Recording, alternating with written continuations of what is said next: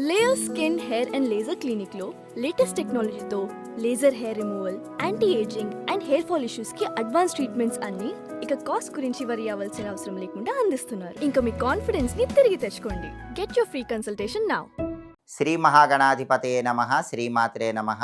ఆధ్యాత్మిక వీక్షకులందరికీ శుభాశీస్సులు. ఫిబ్రవరి 14వ తేదీ శనిత్రయోదశి సందర్భంగా ఏ శక్తివంతమైన విధి విధానాలు పాటిస్తే జాతక శని దోషాలు, రాశిపరంగా ఉన్న శని దోషాలన్నీ తొలగిపోతాయో ఈ వీడియోలో మనం తెలుసుకుందాం. ఎప్పుడైనా శనివారం త్రయోదశితో కలిసి వస్తే దాన్ని శని త్రయోదశి అంటారు. అయితే కొన్నిసార్లు త్రయోదశి ఉదయం పూట వస్తుంది, కొన్నిసార్లు త్రయోదశి సాయంకాలం పూట వస్తుంది.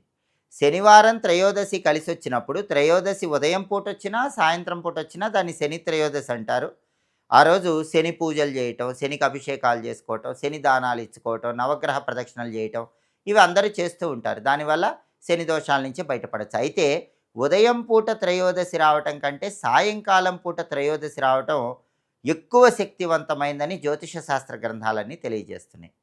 ఫిబ్రవరి 14వ తేదీ శనివారం సాయంకాలం పూట త్రయోదశి వచ్చింది కాబట్టి ఇది చాలా శక్తివంతమైన శని త్రయోదశి. సాయంకాలం పూట త్రయోదశి రావటం వల్ల వచ్చిన శని త్రయోదశి సందర్భంగా ప్రధానంగా 4 విధి విధానాలు పాటిస్తే భయంకరమైన శని పీడలు, శని బాధల నుంచి చాలా సులభంగా బయటపడవచ్చు. వాటిల్లో మొట్టమొదటిది ఏంటంటే శని త్రయోదశి వ్రతం చేయాలి. చాలామంది శని త్రయోదశి అనగానే శనికి తైలాభిషేకాలు చేసుకోవటం, శనిదానాలు ఇచ్చుకోవటం ఇవి చేస్తూ ఉంటారు. కానీ శని త్రయోదశి అంటే శివారాధనకు సంబంధించిన వ్రతం చేసే రోజని జ్యోతిష శాస్త్ర గ్రంథాలు చెప్తున్నాయి. కాబట్టి ఫిబ్రవరి 14 అందరూ ఏం చేయాలంటే శని త్రయోదశి రోజు ఉదయం పూట స్నానం చేసి ఉపవాసం ఉండండి. సాయంకాలం వరకు శివనామస్మరణ చేసుకోండి. సాయంకాలం ప్రదోష కాలంలో ఈశ్వరుణ్ణి పూజించండి. శివుడికి అన్నం నైవేద్యం పెట్టి ఆకాశంలో నక్షత్రం చూసి ఆ తర్వాత ఆ అన్నాన్ని ప్రసాదంగా స్వీకరించండి. వీలైతే ప్రదోష కాలంలో శివాలయానికి వెళ్ళి ఈశ్వర అభిషేకం చేసుకోండి. దీన్నే శని త్రయోదశి వ్రతం అంటారు. చాలామంది శని త్రయోదశి అంటే శనికి పూజలు చేస్తారు, శనికి అభిషేకాలు చేస్తారు. కానీ జ్యోతిష శాస్త్రం ఏం చెప్తుందంటే శని త్రయోదశి రోజు శివ సంబంధమైన వ్రతం చేసుకోమని జ్యోతిష శాస్త్రంలో చెప్పారు. నక్తం ఉండి శివుణ్ణి పూజించమని, శివాభిషేకం చేసుకోమని చెప్పారు. దానివల్ల భయంకరమైన శనిపీడల నుంచి బయటపడవచ్చు. దీన్ని శని త్రయోదశి వ్రతం అంటారు. ఇది మొట్టమొదటిది.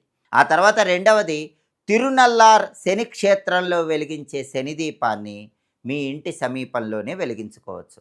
శని భగవానుడికి సంబంధించిన ప్రసిద్ధ క్షేత్రం తిరునల్లార్ శని క్షేత్రం.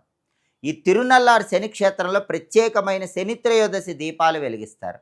అవి ఎలా వెలిగిస్తారంటే ఈ అరచేయి ఎంత సైజులో ఉంటుందో అంత సైజులో నల్లటి వస్త్రం తీసుకొని దానిలో నల్ల నువ్వులు కొన్ని ఉంచి ఆ నల్ల వస్త్రాన్ని ఒత్తిలాగా చేస్తారు.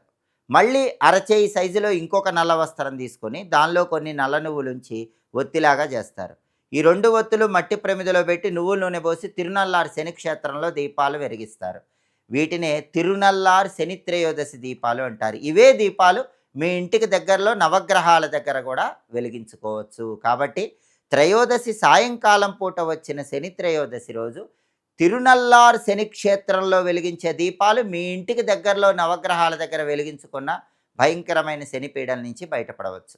ఆ తర్వాత మూడవది శని త్రయోదశి రోజు శనికి అర్ఘ్యం వదలాలి. సహజంగా అందరూ సూర్యుడికి అర్ఘ్యం ఇస్తారు, శనికి ఎవరు అర్ఘ్యం ఇవ్వరు. కానీ జ్యోతిష శాస్త్ర గ్రంథాలు ఏం చెప్పినాయి అంటే సాయంకాలం పూట త్రయోదశి వచ్చిన శని త్రయోదశి రోజు శనికి అర్ఘ్యం ఇస్తే అద్భుత ఫలితాలు కలుగుతాయని జ్యోతిష శాస్త్ర గ్రంథాల్లో చెప్పారు, బ్రహ్మాండ పురాణంలో కూడా చెప్పారు. కాబట్టి శనికి అర్ఘ్యం ఎలా ఇవ్వాలంటే శని త్రయోదశి రోజు సాయంకాలం పూట ఒక రాగి పాత్ర తీసుకొని అందులో నల్ల నువ్వులు కలిపిన నీళ్లు పోయాలి. అంటే నీళ్లలో నల్ల నువ్వులు కలిపి వీలైతే కొన్ని జమ్మి ఆకులు కూడా వేయాలి. ఆ తర్వాత శనికి ఇష్టమైన దిక్కు పడమర దిక్కు కాబట్టి పడమర దిక్కు వైపు తిరిగి ఆ నీళ్లతో శని భగవానుని స్మరించుకుంటూ ఓం శం శనైశ్చరాయ నమః అనుకుంటూ అర్ఘ్యం వదలాలి. మీరు ఎప్పుడైనా అర్ఘ్యం ఇచ్చేటప్పుడు ఆ అర్ఘ్యం ఇచ్చే నీళ్లు కింద ఒక పళ్ళెంలో పడేలాగా చూసుకోండి. ఆ తర్వాత ఆ పళ్ళెల్లో నీళ్ళు ఎక్కడైనా మొక్కల్లో పోయండి. ఇది మూడవ విధి విధానం. శని త్రయోదశి రోజు తప్పకుండా సాయంకాలం పూట ఇలా శని భగవానుడికి ప్రియమైన పడమర దిక్కు వైపు తిరిగి అర్ఘ్యం వదలండి. లేదా సాయంకాలం త్రయోదశి ఉంది కాబట్టి ఆ రోజు శని త్రయోదశి కాబట్టి ఉదయం పూట అయినా సరే పడమర దిక్కు వైపు తిరిగి నల్ల నువ్వులు జమ్మి ఆకులు కలిపి నీళ్లు వదిలిపెడుతూ శనికి అర్ఘ్యం ఇవ్వండి. ఇది మూడవ విధి విధానం. ఆ తర్వాత ఆఖరిది నాలుగవది ఏంటంటే శనికి ఇష్టమైన నైవేద్యం సమర్పించాలి. శనికి ఇష్టమైన నైవేద్యం ఏంటంటే నువ్వులు కలిపిన అన్నం.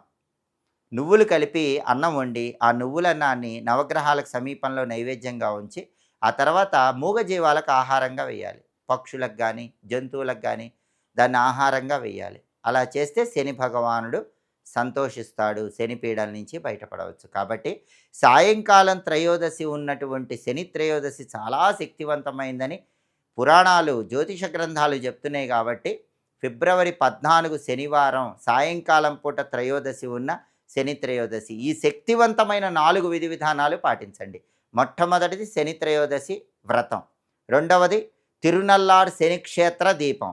మూడవది శనికి ప్రియమైన అర్ఘ్యం. నాలుగవది శని భగవానుడికి ఇష్టమైన నైవేద్యం. ఈ నాలుగింటిలో ఏ ఒక్కటైనా పాటించండి. భయంకరమైన శని పీడలు, శని బాధల నుంచి బయటపడండి. ఎప్పటికప్పుడు పండుగల సందర్భంగా ఆసక్తికరమైన విశేషాంశాలు తెలుసుకోవాలంటే ఆధాన్ ఆధ్యాత్మిక ఛానల్ని తప్పకుండా సబ్స్క్రైబ్ చేసుకోండి. సర్వే జనాః సుఖినో భవంతు. స్వస్తి.